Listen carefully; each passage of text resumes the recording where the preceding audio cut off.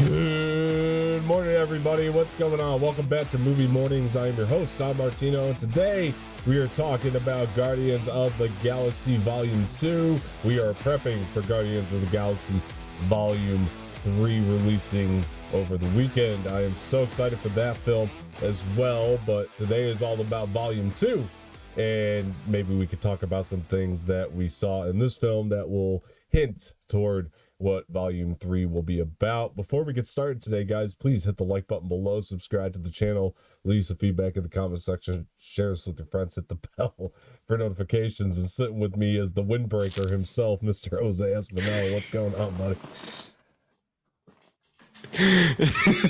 Hello. Yes, I am the windbreaker. Well, let's talk about what you did here, because so we can give pretext to the audience.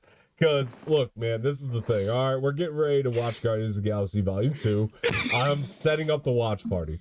And all of a sudden, some man decides to lift up an ass cheek. Out comes a fart that could startle a skunk.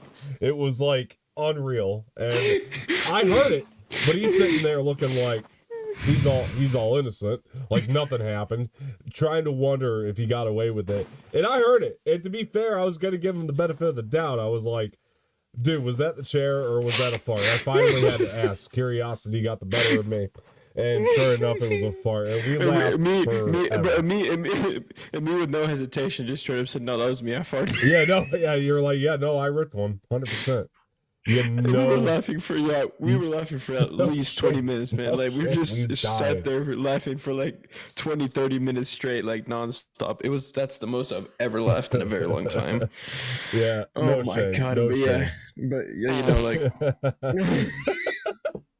Yeah, right. 100%. If you want to context us about what it sounded like.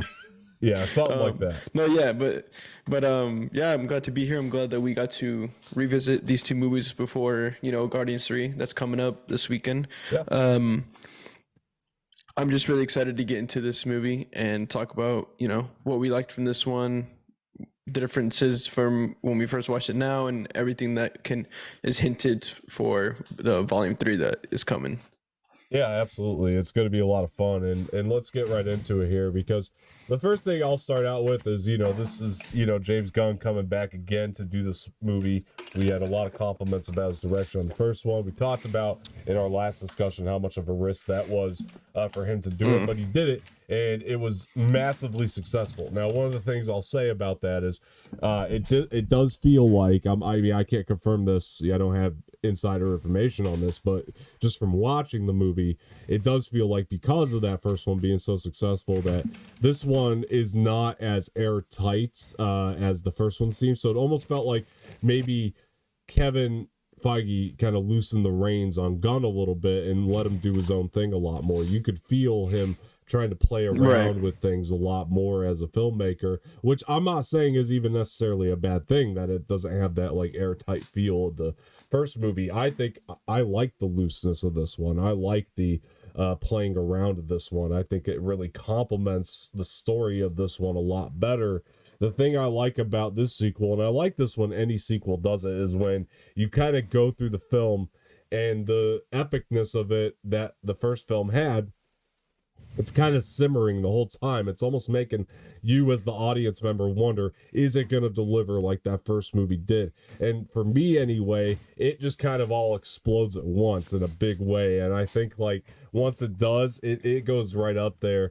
I think that this is a very consistent sequel, I gotta say. And I really thoroughly love this movie. I think it is fantastic. Again, it goes back, though. It's still that, even though it's a little bit more loose, it still has that 4-quadrant film. It has all the elements that you would need for that, and a great sequel to a 4-quadrant popcorn flick like the first one was, because it is bigger. Right. I'm not going to say it's necessarily better, but it's definitely bigger. The stakes are higher. It feels like it's funnier. It's got all the things that you need to make a great sequel. That's just my take on it. And also the other part of it that I would say is, with James Gunn, it's the thing that I noticed that he did with this one as opposed to the first film is you could really feel the sense of being more focused on the characters just through the lens here, because I noticed just immediately, even at the beginning of this movie, there's a sense of less scale, a little bit more focused and narrowed down to the characters. Like everything, all the shots that he used feel like they're a lot more closer up as opposed to the first movie, which used a lot more wide shots. And I almost feel like Volume 3 will get a mixture of both of those sensibilities from Gunn. That's kind of my take, but we'll talk about that here in a little bit. However, yeah, this film is awesome. I laughed a lot. I cried a lot. It's emotional as hell. This one is definitely more emotional than the first film. You could call it better or worse, but it's definitely the more emotional installment between the two, which I think adds to it. That really complements it. And the characters do move forward in ways that you wouldn't technically expect. I wouldn't think. There's definitely some pretty cool things happening here with these characters that really put them in a different area, completely different area than they were at the end of the first film, which I thoroughly enjoyed. And one of the things about that first movie that I didn't get to mention in our discussion is definitely how by the end of that first movie, you really do want to spend more time with this team. And we do take a little bit of a time jump. Doesn't seem like much of one, but just enough to where it feels like this team right from the beginning is far more established than they were in the first one. Now they know each other. We got the setup movie out of the way. Now we get to just jump right in and hang out with these characters again on just a basic mission, just start with on one of their typical everyday lives. And I like that. I really enjoy that about this. You feel the camaraderie right off the bat, the way they speak to each other. It's quick, it's sharp. The writing is very good again here with the script. I think that they just did a really good job. But yeah, Jose, I'll let you take it away from there. What do you think? No, I definitely agree with everything you said. It's definitely a more emotional movie than the first one. I think that that's what James Gunn's doing is he's going more and more emotional with every movie, with every volume that he does. That's why I think that Volume 3 will definitely be more emotional than anything. Yeah.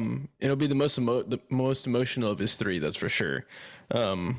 And I definitely had a lot of fun with this movie this time around. I mean, I love this movie in general, but I just had a lot of fun revisiting this movie. I don't know where I stand on this one compared to the first one. I might say first, upon rewatching it back to back, I probably had more fun with the second one. Only just because I know these characters and I know their story and stuff like that. So like in this second one, there's definitely more heart and more emotion, which is kind of like what I like more in movies. And so like especially with like Yondu and Peter Quill, Starlight, like that stuff, and just Yondu. Honestly, Yondu played a very big role in this movie. I really enjoyed his role a lot more in this one than in the first one. Yeah. Honestly, like it's a real toss up for me too, man, because yeah, the first one is undoubtedly the tighter movie. You know what I mean? Like it definitely has the least amount of space there that you can like look at and say like, okay, there's some cracks there. But that's because, again, like I said, this one gave James Gunn the freedom to really experiment, and in some ways, I like this one better for that. I like the fact that we're seeing him I feel really like play around with new ideas. It's just because with the first movie, it was kind of like they wanted him to not experiment too much, but still kind of experiment. So he wasn't able to fully experiment. Yeah. And then once they saw the success of the first one, they're like, all right, cool, just do your thing. And so they really let him like experiment and go all out with the second movie. Right. He had to plant his flag in the MCU first to let let the audience know that he's here to stay. He's a really good director when it comes to this. Yeah, this one, it did feel like he was absolutely able to experiment, play around. There were some shots here, though, that are just unbelievably incredible that the first movie didn't have as much of, if that makes sense. Like the shots of like when Yondu's going around and killing everybody with his when he's going in slow motion. It's just it's crazy, unbelievable stuff right there. I mean, this movie, like it showed I mean, James Gunn was just showing off in a couple of these shots here. I mean, it's clear to see he knows how to use slow motion, for sure, in his movies. 100%. That's for sure. I would even argue that I think the soundtrack is better than the first film. 100%. I do think it's an even better soundtrack. I mean, the usage of "Break the Chain" by Fleetwood Mac, which is probably my or my favorite Fleetwood Mac song is amazing, and every time I hear it now, I think about this movie. It's crazy. And he did use the same. He used the same composer, which is awesome to Right, the see. score was even better. I would argue. Like there's a lot of Oh yeah, things on the technical 100%. side that are definitely better from the technical standpoint of this movie. I mean, the only thing I would say is like the editing was as tight, but that's fine. It's like it's almost like the good here outweighs the bad. And I would say that this is a more entertaining movie than the first, like without a doubt. Like the entertainment value, I think, does top the first. And it's crazy to say because the first one is so beloved by many. But for me, I think that this one just spoke to my sensibilities a little more overall. Like I can recognize the first one as an overall film as the tighter, better film. But this as just like a middle piece here where we did get to play around. I just had more fun with that. And then the emotional impact at the end hit harder. It really hit. Yeah. And like, oh man, yet somehow I still walked out with a smile on my face after all the tragedy that happens at the end of this movie. And that's what Gunn does so well. He still leaves you a happy member of the audience, right? He gave this a good ending. Just like he did the first one, right? They both make you leave with a smile on your face, and I felt like I got to spend more time with them. Yeah. The first one definitely left me with more of a smile, because at the end of this one, I still was kind of teary eyed for Yondu, right. But at the same time, I feel like by the end, it was kind of tears of joy because he got the send off that he deserved. Right. Yeah. For sure. Yeah. All the what are the I forget their names. Ravagers. All the Ravagers came and gave him a proper send off. So I feel like in the end it was more tears of joy than anything, and happiness that Yondu got the send off that he deserved, and that he had everyone there to celebrate him. So they both definitely. I feel like the first one more was a smile on my face, whereas this one was more of like tears of joy. It's a little bittersweet. Yeah, for sure. Yeah. So I'm intrigued to see how the third one leaves me. It's going to be an interesting. Interesting thing. And I love that these are just. You talk about the contrast of the two endings there. Between the first and second. These are two different movies. He didn't go out to make the same 100%. Movie again for the sequel, which is actually. As we've seen in historically, it seems like it's hard to make a sequel that doesn't feel so much like the first one. But he did a very good job differentiating the two and making them two very different movies. But also hopefully two movies that speak to the same audience. Hopefully the same audience is still on board by the time they see this one. I don't see why anybody wouldn't be. I know some people have complained about this one being over jokey, but like I think the jokes work. I mean, they're all consistent with the characters. I will say I remember Drax bugging me more in this one the first time I watched it. This time around, he didn't bother me so much. I think that all of the buffoonery that he had in this one, and there is more without a doubt. Like he definitely they're starting to play into the buffoonery of Drax, but it's almost like the way it was played in this one is almost he's kind of letting that part of himself out because he feels more comfortable with this team now. And it's not so much that I felt like it took away from the badassery because he still gets a lot of great moments, which is awesome. So that was one of the things I remember bothering me the first watch. This time around, for some reason, it didn't really bother me anymore. I don't know if that's because we've just seen lesser Marvel movies since. That could be it. For sure, that definitely makes me like Drax in this one a lot more than I remember. Also, I think that Infinity War definitely plays into the buffoonery of Drax too much. That's, I think, where towed the line. Oh, I mean, he had one of the best moments in that movie though, with the why is Gamora, like that part. Yeah. Like that moment was one of my favorite bits from Drax, probably in all of his movies, all the movies that he's ever been in. Honestly, I see that in TikTok over and over again. It just makes me laugh every single time I see it because it's just one of the funniest scenes with Drax. Honestly. Yeah. No. I still laughed at a lot of the moments that Drax had. I wished in Infinity War he kind of lost the revenge part of himself, I felt like, and I'm hoping we get that back again in Volume 3. But this one, it was still there, like especially when Mantis, which by the way, that's our newest edition here, and then Palm Clemente really embraces the role of Mantis. I gotta say, I don't remember being as on board with her. And maybe it's because we've gotten further development on the character. The holiday special definitely complemented that character a lot more now that we have that. But And she's someone who blended in very nicely I with think so. this cast. Yeah, I think so. And she really does feel like part of the crew now. So when I go back and watch this one, I do appreciate her role in this a lot more. And also, it added to Drax that moment when she touches him and she feels all the pain that he could feel inside. I thought was huge development for Drax. We're seeing how he's truly feeling inside through her on the outside, which is I thought was a really cool way to show that, because Drax Yeah, it's like it was like showing his emotions through her, which was really not really cool. It was really sad and really cool to see at the same time, because like you said, Drax is never going to show his true feelings out, because he wants to stay like straight faced, like this revenge dude, really tough. Doesn't want to show sadness, but getting to see that through Mantis was really cool to see, honestly. I definitely want to touch on Kurt Russell too as another new addition as Ego, because Kurt Russell's having a blast in this movie. Like, you can tell he took this role. He's having fun with it. He is the villain, but as it turns out by the end of it, but he is having a blast with this role, man, and he's electric. I mean, he's every bit of Kurt Russell that I think James Gunn intended it to be. Like, he really wanted Kurt Russell to come in and just be Kurt Russell as much as he possibly could. And another one who was really good was, he had a little role, but Sylvester Stallone. Can we just talk about his performance? I wanted to bring that up because MG, he's kind of what Glenn Close was to the first movie, except he wasn't wasted here because he adds so much to Yondu's character. Learning about that's what Yondu ends up being to Quill by the end of this.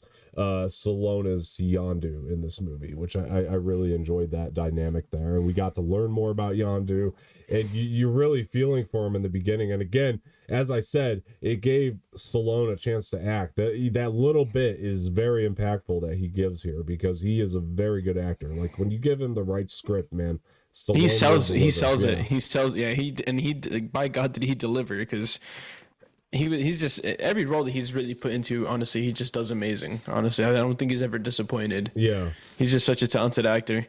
And another thing I wanted to touch on was, can we just talk about the fact that the opening of this movie is one of the best I think Marvel's ever done? Well, the opening scene for this movie was incredible. Before even the opening credits start, because I do love that, but before even that, we get the scene with Kurt Russell and Quill's mother. And what I loved about that scene right there is it is some of the best de-aging I've ever seen. Like, Kurt Russell actually looks young in there. It's one of the best examples of de-aging that they done, because sometimes we've seen it go the other way for sure in some of these, but that one looked fantastic. But moving on to your point here with Groot, the baby Groot, because this movie was coming out, the baby Groot was a sensation at the time. I mean, there was you couldn't get away from baby Groot. Before Mandalorian brought on Grogu, we had baby Groot, right? Because he was such a sensation, and this movie knew that was going to be the case, that the hype was going to be huge on baby Groot, because the first one set it up so well. If the first movie doesn't have that final scene there, nobody's going to be excited about that, and so I really love the carry forward of that here, into the opening credits, which have so much style to it, because, like, honestly, it's this one continuous action scene happening right behind baby Groot, which I would imagine took some rehearsal. Who's loving life, just dancing. I mean, to Mr. Blue Sky. if there are cuts there, you really can't see them. They're hidden, and it really looks like one continuous shot, and it plays so well. It really does for the healer. They do very well. Honestly, I feel like they wanted to do. I feel like they did do it all in one, and they just kept going until they finally got it all in one continuous shot, because it literally looks like that when you rewatch the movie. It really does. Yeah, it's awesome how it was delivered, and again, another example where, because Baby Groot's a completely CGI character along with Rocket, but it does not look bad here. Like, this is not overblown CGI, even though there's more here, I would argue, than the first movie. I still am on board for all of it. Like, I think that I also feel like because of the kind of movie the second one was, I feel like you needed more CGI. It wasn't like used unnecessarily, even though there is more. It really works out. I mean, I was even looking at some of the settings, and I don't think that the volume stage was being utilized at this point like it is now. And you're looking at the settings, which are probably just computer generated without real time rendering of which the is volume. crazy. And it looks great. It looks great. Oh It yeah. actually did not look bad at all. And so I was really happy about that. I mean, the planet looks incredible. And speaking of planets, man, I mean that's one of the things that I think ultimately made the stakes feel bigger of this one is you have to blow up a planet when you don't have Palpatine's Death Star technology. I mean, it's really awesome the way that it all looks, especially when it gets revealed about how many freaking dead bodies are on this thing. It's like, damn, this thing got done. Yeah, and it's literally all his sons from all his children, all different species that he had intercourse with. Yeah, which is crazy. I'm going to talk about one of my favorite relationships in the movie, and of course I'm a little biased because it's my favorite character, but Rocket and Yondu in this thing just exceed. Oh, dude, that one scene that made you. There's that one scene that made you tear up, bro. It did, man, because those.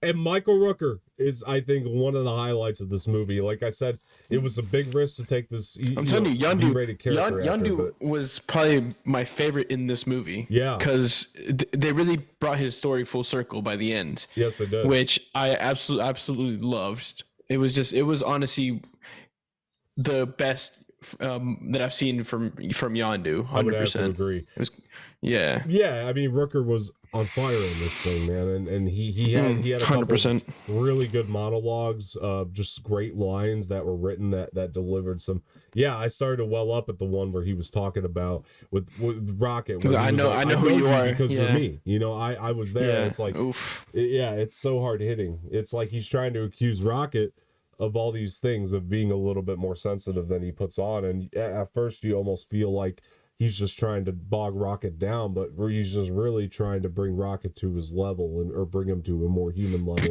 as he's trying to bring himself. So he's really trying to, like, at one moment cure himself and Rocket of all the pain that they've suffered and try to bring themselves to humanity again. And I really, really love that. That was unbelievably good.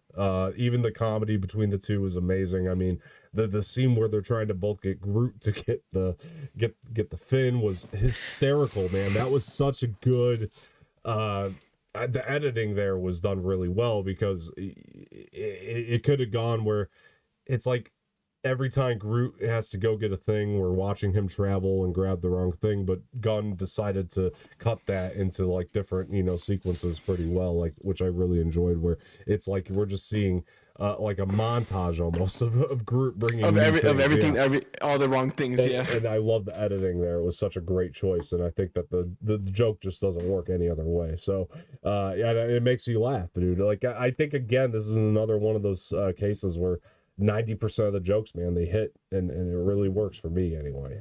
Maybe it didn't do that for other people, and that's fine, but I can tell you, for me, like, I'm still laughing at 90% of these jokes. I think that they're really, really good. A lot more visual gags here too. I felt like with Rocket.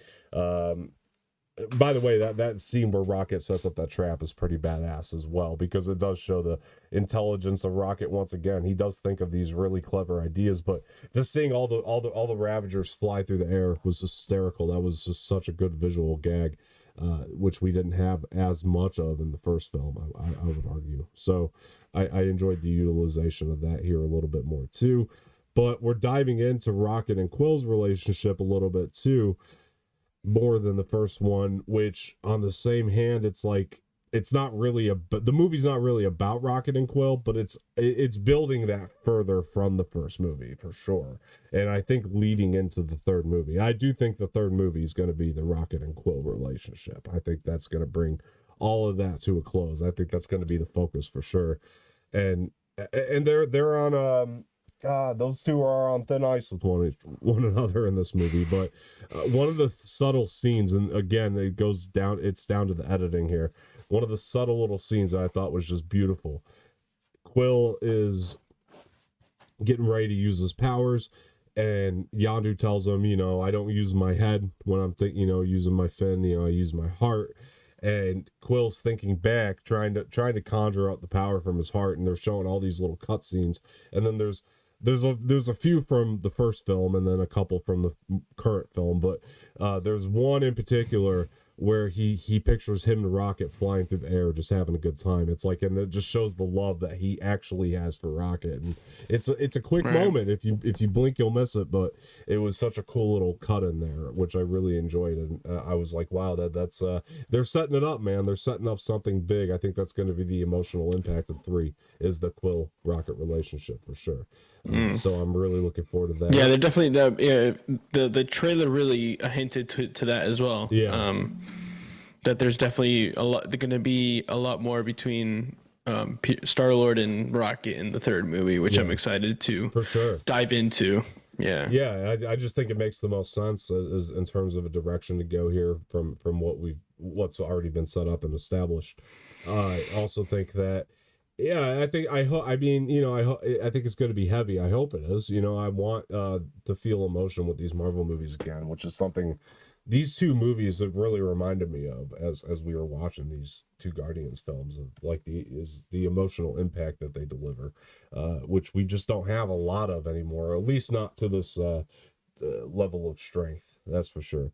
Because I'll tell you, man, Yondu's death is so tragic. I mean, it. I mean, I think we both in that moment really started to well up. You know what I mean? So, because again, it was part of it was Rooker's delivery for sure. Another part of it was, as I said in the discussion on the first film, Pratt is such an incredible performer, man. Like he shows it in these moments. He's a really good performer, man. He's a good actor. He's got dramatic chops for sure, and it's pretty remarkable to see. So that was really fantastic to watch. I mean, what are some of your favorite moments from this one that stand out to you? I mean, I've been talking about them, but I'll let you go. I mean, it was one of my favorites, but also one of the saddest moments was Yondu sacrificing himself to save Star-Lord, which obviously brought his whole story arc full circle. When he started talking, he was like, I wish he was your father, but he wasn't your daddy. That's like, a great line. That really hit. Yeah, that was one of his best lines, and him putting the spacesuit or whatever that was on Star-Lord and sacrificing himself. Just that's when I just started bawling tears, because I was like, oh, dude, like he just literally he basically just became, well, he proved and really accepted being Star-Lord's father, and kind of did one last thing to solidify that, and it really just it hit home. It was oh man, it was emotional. The Yondu rocket scene, that was another one that really was ingrained, was left ingrained in my brain. The ending with Star-Lord and Gamora, finally speaking about the unspoken, thing that was there. Yeah, that's super strong. They were also really good in this movie together, Star-Lord and Gamora. Yeah, we talked about the first one. Yeah, go ahead. You could really tell how much she cared about him when she was like, I'm not leaving without him. And then, Rocket tased her and said, no, I'm only losing one friend today. Moment, like that scene. Oh, dude, that moment too was. And then Drax on the comm saying, where's Star-Lord? Yelling at Rocket. Like that whole scene was just. Yeah. Oh man. Crazy intense, man. And the other thing that I would throw out there though is jumping off the Gamora thing, because we talked about in the discussion with the first film about Zoe Saldana like needing to be there for sure and doing a great job being there, but here she's more than just present. She is really giving a lot to this one, I think, and honestly we're really seeing what she's made of as an actress, because the scene with her and Nebula, that relationship kind of blossoming as well in this one.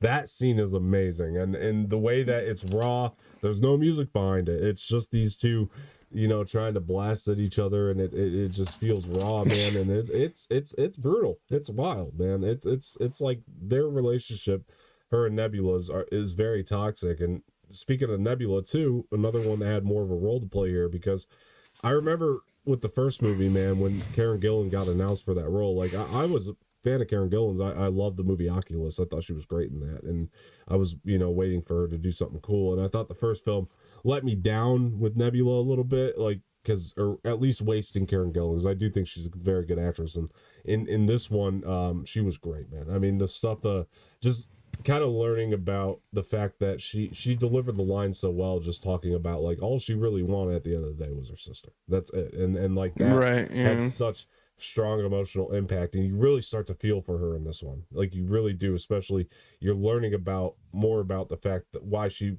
is the way she is. It's because of Thanos, and you're really starting to feel for her, and just how I mean, Gamora was the favorite, you know what I mean, and it was like, Right. Nebula And never and got she the and she hint. was a favorite because Thanos would always have them fight, and the winner obviously Right, was praised, and the loser would be dismembered, right, day by day. right, And yeah, and so I was gonna say that was another relationship that became strong by the end, yeah, was them finally just talking and not just fighting, and yeah. finally being there for one another, being sisters to one another. Yeah. I think overall this movie gets pretty good praise, but I have heard people, dump on it a little bit. And for those that do, I would beg you to watch it again and honestly take a look at like how much character development this really gives them, because I feel like this really does move them forward as people, as characters, and it gets us attached to them a lot more than the first movie even did. That's one thing this one just has over the first. And I guess for myself, it, again, like I said, it just speaks to my personal sensibilities more. I like more character over the plots and the action, and that's what this movie does that works for me, I guess, at the end of the day, a little bit more. So yeah, I loved it, man. And uh the other thing I would say is the gold people, Adam Warlock's people, don't get a ton in here, but I think that's okay because it's all there to set up the third movie, right? So like to me that was all fine that they were kind of put in the background. Like it didn't bother me that much, but if I had to nitpick something, maybe that'd be one of the things for sure. But there are some amazing things with side characters here. Otherwise, I mean, we're getting more of Kraglin in this one, played by Sean Yeah, Gunn, for sure. Yeah. and he's got a bigger role, and he's almost solidified himself as a member of the Guardians as well by the end of this. Like they kind of indict him as well into the team. So I really enjoyed that. Him getting Yondu's arrow I thought was touching, but he just gets a lot of great humor. The stuff with him and Nebula is super funny. He gets great moments, man. Where I was thinking maybe like a pretty necklace, something to make the girls go. Or like a hat. Yeah, so that's That was funny. yeah, that stuff was awesome. So I thoroughly enjoyed that. Speaking of hats, the hat bit with Groot again, we'll kind of run back there because that was so funny where him and Rocket are having this conversation about the hat, and like Groot's like telling him that like you can't really tell if it's a hat or a head. And he's like, that's why you don't like hats? Yeah, that was so funny. And then Yondu's, is this an important conversation we should be having right now? Like, I love that. Hysterical. Like, yeah, those are the things that Michael Rooker does so well. Like, just definitely got funnier.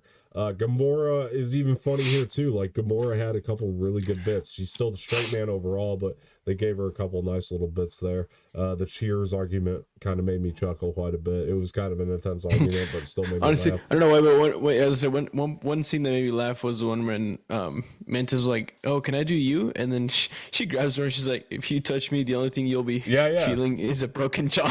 Like that stuff made me laugh. They gave her bits, and one of the things about the Mantis thing is like I like that we learn about a new species once again. Like every movie, I guess, or both movies that Gunn has done now has not only like developed the current characters but expanded on the lore around them, which I thoroughly enjoy as well. So I think that was also pretty cool, and I really enjoy the Hasselhoff bit because it became more than a bit by the end of it. You hear it in the beginning and you're thinking it's just a bit, and then it ends up like having like this huge meaning when Quill's like, it turns out Hasselhoff is my father Yondu's after like, all. yeah.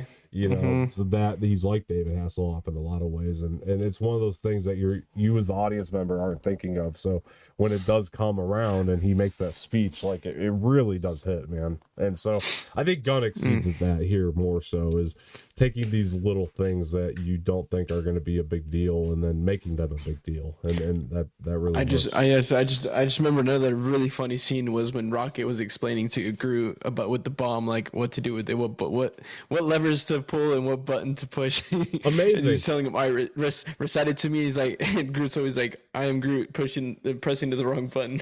You got such this high stakes moment, and there's a conversation about tape.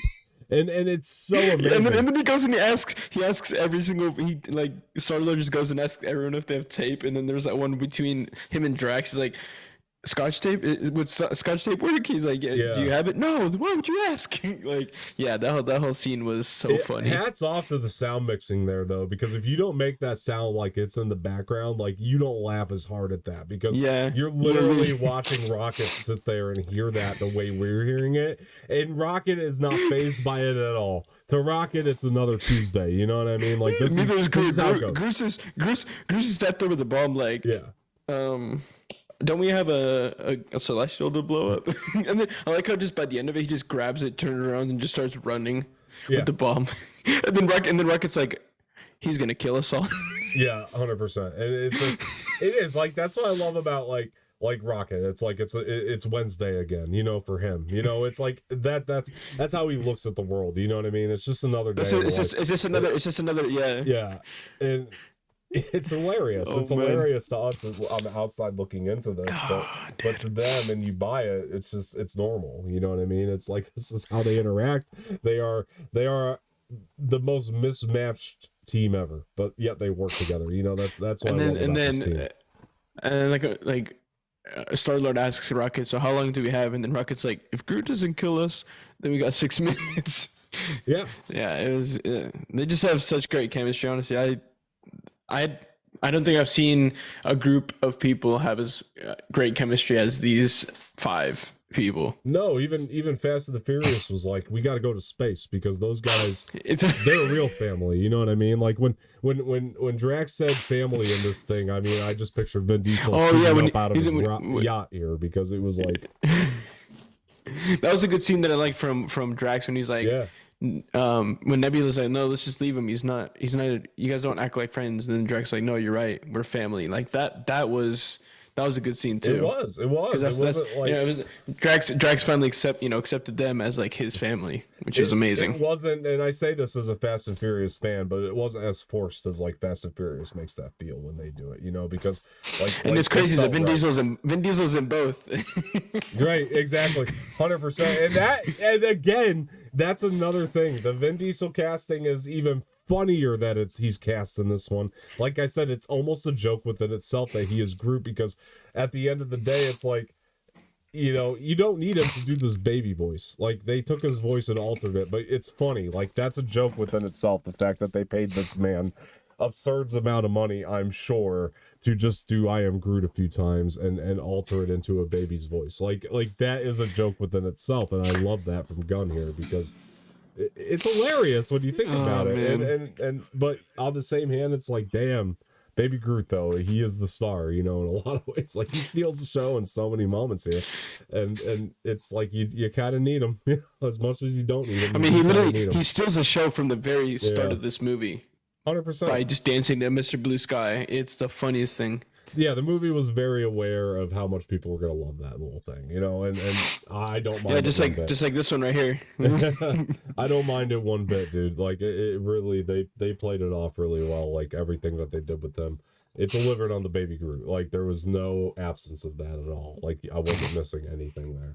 I also think that. Oh man. I think that it's just such a testament to Gunn, though. Again, like, how loose he can go throughout, like, maybe the middle section of the movie, but then just kind of bring it back around and keep it all in line with the plot. Like, because this could have gone the wrong way. This could have become an even bigger mess than it was, but you know, it's like, it's not. It feels like it's I don't know how to explain it. It's like it's a mess, but it's all in the confines of the plot. Like, and that was the I was gonna say it's supposed to be a mess. It's meant to be a mess. Yeah, because of the kind of movie it is. mess. Yeah. Yes, a purposeful mess. Thank you. That was kind of where I was going, and that's yeah, man. That's hard to balance, but he keeps it all in check. I feel like at the end of the day, and I just feel that's just a staple when it comes to this, like superheroes and anti-heroes and villains, so like those kinds of movies. It's this thing. I mean, look at his Suicide Squad.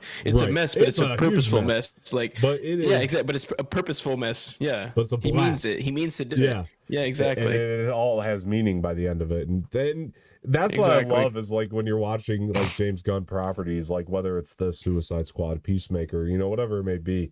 But anytime you're watching one of his properties, you end up like getting teary-eyed over the things that you don't think you're going to, because he plants it so well. Like it's all set up, man. It's all planned out. Like he knows how to manipulate your emotions a little bit when it comes to that. And this movie's a huge example of that. So I loved the Gunnisms about this one. Like I just thought it was also present, and even it just made it all the much better, honestly. And this movie, it's a blast, man. There's no other way to put it. This movie is so fun, and like it is the type of movie you just want to sit down and eat some popcorn watching and just have a good time, man. And you do, and it's gonna move you, and that's what I love so much about this one, man. It feels more fun. It feels more entertaining. The first one, you need it there. Don't get me wrong. Like you need that first movie there, and it is just as amazing in a different way. But like this one has the entertainment, man. Like this one brought it. And dude, even the Ravagers like got to play a bigger role in here, Taserface, and that was hysterical. And oh my gosh, all these bits that are just awesome. They just have awesome bits, man. I thoroughly, like, you laugh, you cry. It's the type of movie oh my gosh you need. Rocket when he's just pressing those buttons and making those Ravagers go up and down, like that part is so funny. I touched on that already, but no, for sure. That was an awesome scene. Man's just having a blast, just hilarious, messing people up. Yeah, hilarious. But I think that the best bit. Oh my god! And then right before Nebula shoots him, he goes, "Oh my god!" His shot is so funny. I think the best bit between the two movies though is on Mary Poppins, y'all. That is the best bit between the two movies. Yeah, because Star-Lord just looks at him. He's like, "You look like Mary Poppins." And he's like, "Was he cool?" Hell yeah, like, he's cool. Yeah, he's like, "I'm Mary Poppins, yo." The best bit between the two movies, and everything. And I like that, and I like how there was a nod to that because he really did look like Mary Poppins. He did. Yeah, it was an actual like reference to Mary Poppins that the movie acknowledged was a reference to Mary Poppins. Like that was kind of the cool thing. That's what I like about this being set, or having somebody like Quill there who is from our Earth, so like when you do exactly, he can do these, exactly, yeah. And by the way, one of the subtle things, speaking of all that, one of the subtle things here that was super cool was there was the part where Ego was playing the tape and we got to hear it in the warped way that they actually hear it. Like typically we're hearing it in the way that like the movie wants us to hear it, but there was that one scene and I thought it fit so well because the moment was so dark. Right before he broke it, right? Right. The moment, right before, the moment was so dark. It was just perfect to have us hear it warped, like how it would actually sound. And I love that, man. That was such a subtle. Oh, and then when Star-Lord goes, "You shouldn't have killed my mother, and you shouldn't have broke my Walkman." He just breaks out of it. Like that was a cool scene. That was when like "Break the Chain" starts up, like the song, and it's such perfect usage of it, man. It's so epic when it happens, and Star-Lord, man, losing his powers here, at the end. Like, is that something that you think will come back? Is kind of what I would like to ask, because. Do you think that his powers are gone for good, or you think we'll see a little bit of it in 3? Maybe I feel like might see a little bit of it come back. I feel like something will spark him in the third one that'll like make it come back. I feel like maybe there's gonna be like maybe towards the end of the movie, or maybe like closer towards the end, maybe not completely at the end, but somewhere like right after the middle point, maybe like in Act 3 is when we'll see it like kind of come back for like the final battle against Adam Warlock and like all of his people and stuff like that. I think something will like spark it in him to just bring the powers out. Yeah, for sure. Definitely, man. I think that this is going to be. I think part 3 is going to be epic, man. I really do. Dude, about it.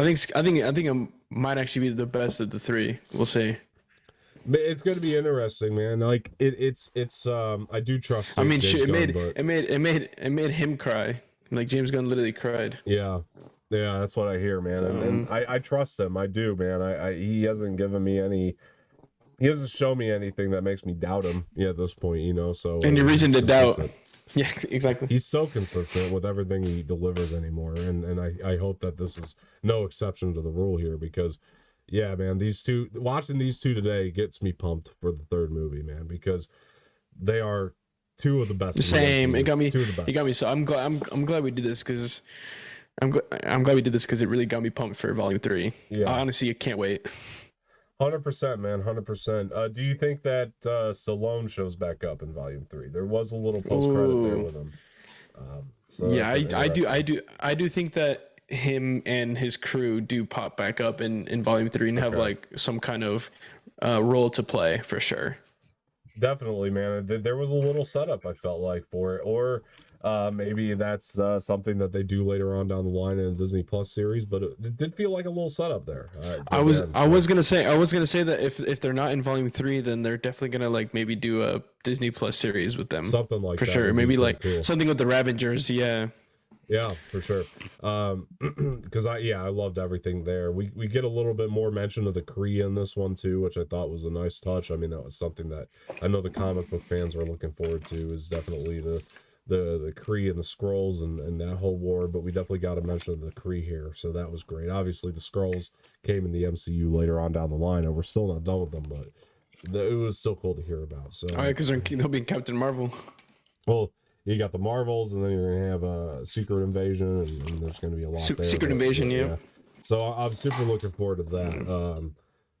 But anyway, going back to this one, yeah, dude, like it's ever expanding with the lore, the way that Gunn does it. Like he really gets it, man. He really gets the comics, and he understands what to cherry pick from them.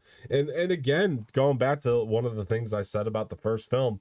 You don't need this to be attached to anything. This one was even more self-contained than the first one in a lot of ways. Like there wasn't a lot of interconnectivity between the rest of the MCU with this one. It really, I would say, stood on its own even more, man. I mean, this outside of Guardians of the Galaxy Volume 3, I don't think you're going to see this affect anything else in the universe. You know what I mean? I think it really definitely does stand on its own, and it's still, again, just as good. You don't need to be so interconnected all the time. Like sometimes standalone is the way to go, and it really works on its own. And for sure, yeah. When you have the idea, don't interconnect where you don't want to.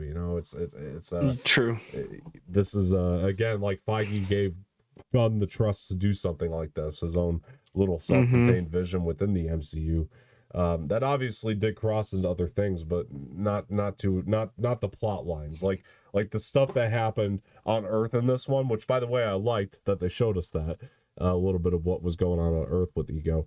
The stuff that was going on Earth, it didn't really come back around. Like we never heard about it again in any of the other MCU movies. You know what I mean? So it wasn't like a huge impact again. So I like that this feels like it works on its own. It doesn't need any of the other Marvel characters to make this thing work. Not really anyway. And I love that, man. It just keeps going. And obviously Gamora played a huge role in Infinity War and all that, but yeah, still, like that was the big crossover event, so I won't count it. But other than that, this is a really, really amazing movie, man. I thoroughly enjoyed this a lot more than I remember. I'll be honest with you. For some reason, I remembered having a good reaction to it. Don't get me wrong, like when I saw it, but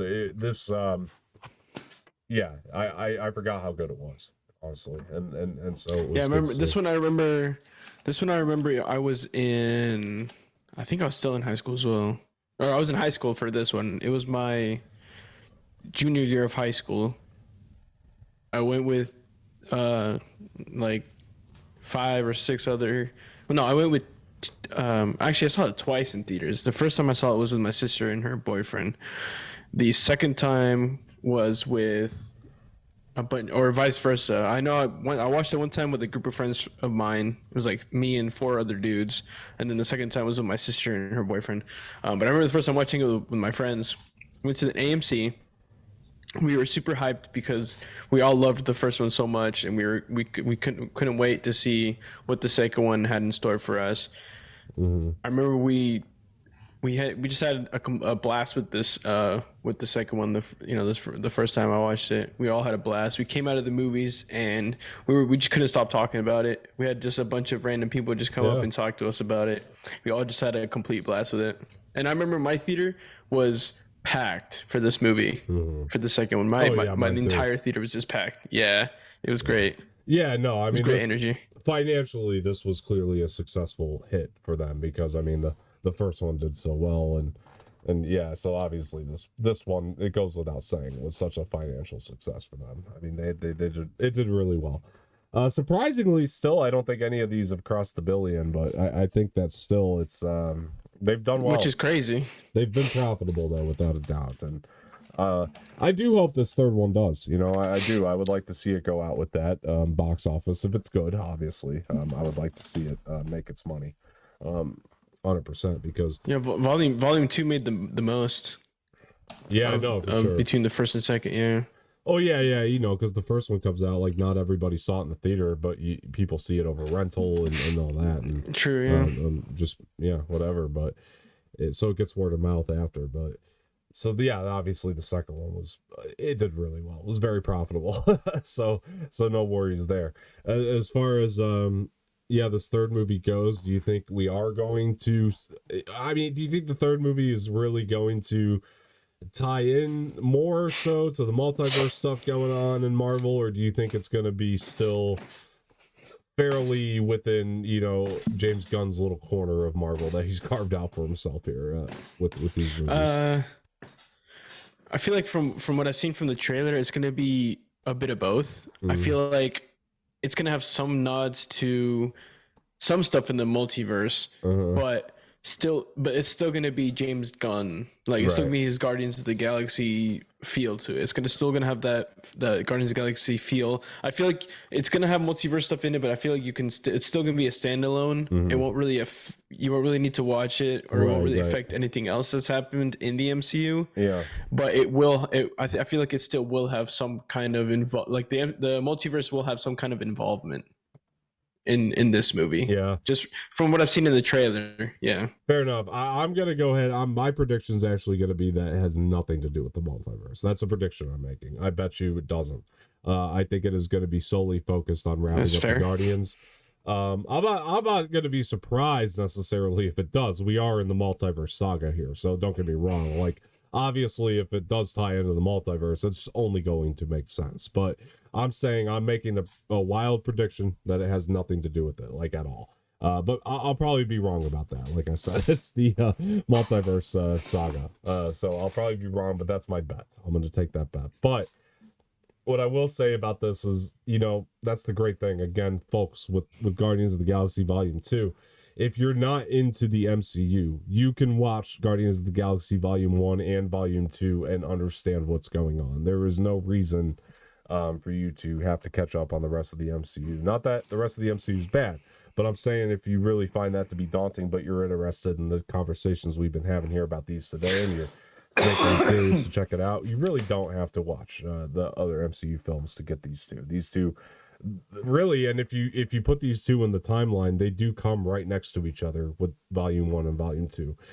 There's nothing in between there in chronological order. So they honestly, there was stuff that released between them, don't get me wrong, but chronologically these two do stand side by side. There's nothing in the timeline that goes between them, so it actually makes sense if you watch both of these together, and hopefully Volume 3 can deliver on that too, and maybe you won't need to have seen everything to see Volume 3. I mean, obviously the Gamora stuff, it'd be kind of complicated, but hopefully there's a good explanation for people, you know, for what's going on with Gamora in there.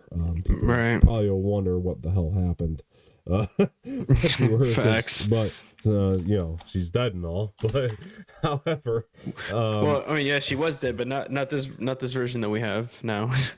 The Gamora that we know from these first two is dead. That Gamora yes, absolutely, for now anyway, and we'll see what happens, but that Gamora is definitely dead, the Gamora we know from here. So yeah, it'll be interesting. I'm fascinated to see how they carry this forward. Yeah, I just got a little sad mentioning that out loud. It wasn't something I was thinking about watching these two, about how Gamora is now dead, but that is making me a little sad just knowing that this Gamora did in fact die. Like, yeah, kind of wild to think about that happened in Infinity War. We're gonna have to pick up the pieces, but interesting. All right, guys. I hope you do check these out if you haven't seen them. If you haven't seen them, though, I don't know why you're watching the spoiler discussion, but get on them for sure. They're definitely as entertaining as we've been hyping them out to be. Again, perfect 4-quadrant movies. They'll appeal to everybody. I think that you'll thoroughly enjoy them. Before we get out of here, too, Jose, we got to give this one a grade. I'm gonna say must watch again.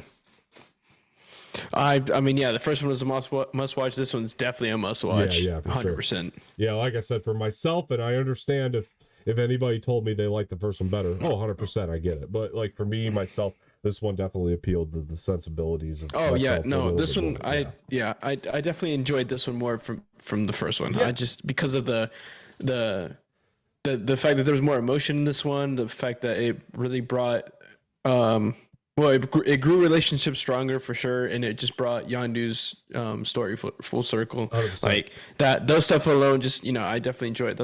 It's what made me enjoy this one more than the first one for sure. 100%, man, 100%.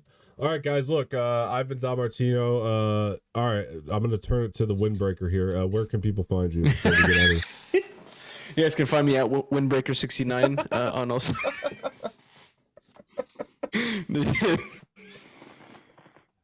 How would that work?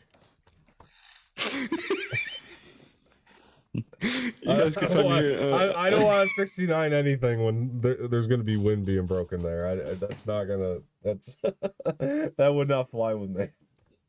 Just you guys can find me on all socials at extractgaming_. Also follow me on Twitter. Also follow me on Twitch. I do a lot of streaming over there right now. I'm streaming Resident Evil 2, Jedi Survivor, and Last of Us. I'm doing those 3 games right now. A lot of fun with Resident Evil 2. I've scared myself shitless plenty of times. So if you guys like that kind of content, tune in. I'm gonna try and stream some of that either today or tomorrow. So stay tuned for that. You, sir, are a world-class prevert, as Rocket said in the first Guardians there. But no, honestly, guys, make sure you follow him. Follow the Twitch. The streams have been a lot of fun. Watching him get scared of Resident Evil 2 was amazing. So make sure you're checking all that out. It's a lot of fun there. Before I get out of here, you can find me on Twitter at Dom_Martino_, Instagram Dom_Martino_ official. Please follow me there. And then the Extract Media pages at Extract Media blog across Twitter and Instagram, so make sure you check those out as well. All right, guys, this has been a lot of fun. We will see you after part 3, and thank you guys for joining. Before we get out of here, like the video, subscribe to the channel, leave some feedback in the comment section, share us with your friends, hit the bell for notifications, always much appreciated. I've been Don Martino, it's been Mr. Jose Espinel, and we will talk to you guys later. See you.